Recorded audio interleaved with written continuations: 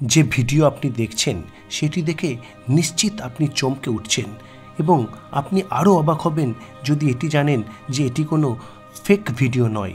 এটি বর্তমানে যে ইন্টারনেট তাতে ভাইরাল হয়ে গিয়েছে এবং এই ভিডিও চীনে পাওয়া গেছে এবং চীনে একজন ভদ্রমহিলা যিনি হসপিটালের উইন্ডো থেকে এই ভিডিও শ্যুট করেছেন এবং যেখানে লক্ষ্য করা যাচ্ছে আকাশে একটি নয় দুটি নয় 7টি সূর্য এবং এই ঘটনা সামনে আসতেই শোরগোল পড়ে গিয়েছে চতুর্দিকে এবং এর পিছনে রয়েছে বৈজ্ঞানিক কারণ।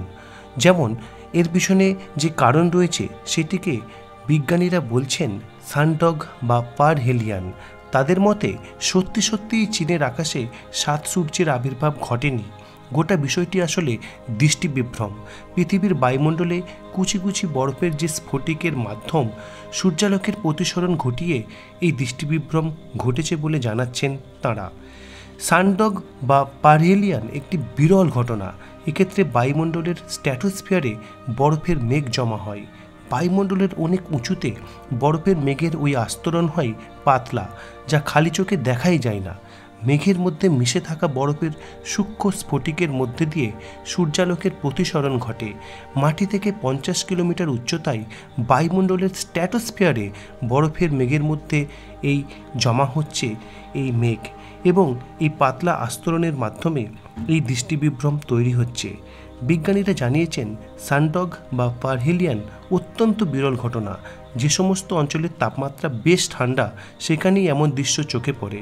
সিচুয়ান সোসাইটি ফর অ্যাস্ট্রোনমি অ্যামেচারের ভাইস প্রেসিডেন্ট সেং ইয়াং জানিয়েছেন কত উচ্চতা থেকে দেখা হচ্ছে তার উপরও সূর্যের প্রতিবিম্বের সংখ্যা নির্ভর করে।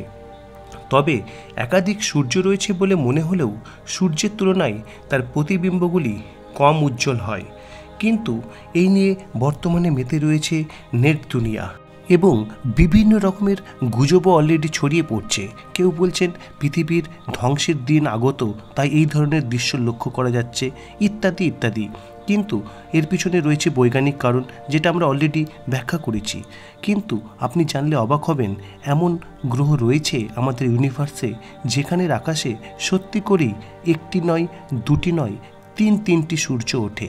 এই সম্পর্কে জানতে অবশ্যই এই চ্যানেলের আপনি একটি ভিডিও রয়েছে সেটি লক্ষ্য করুন এবং দেখে নিন। ধন্যবাদ আজকের ভিডিও দেখার জন্য। কেমন লাগলো অবশ্যই কমেন্ট করে জানাবেন।